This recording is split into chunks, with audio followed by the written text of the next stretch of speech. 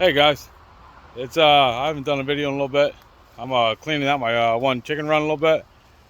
Just it's pretty full, as you can tell. You can see where the chickens have been kind of digging. I've been kind of slacking on getting it out of here. I've been meaning to do it for a while, but I mean, just look at how thick this is here.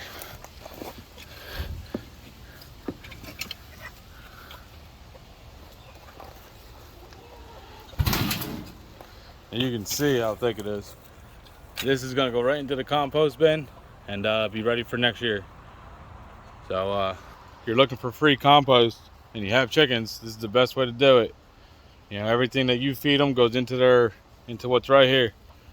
So definitely take advantage of your free fertilizer. It's better than anything you're gonna be able to buy in the store. All right, go ahead and hit that subscribe button, hit that like button, and maybe go check out a couple of my other videos. And I appreciate it. Thanks, guys.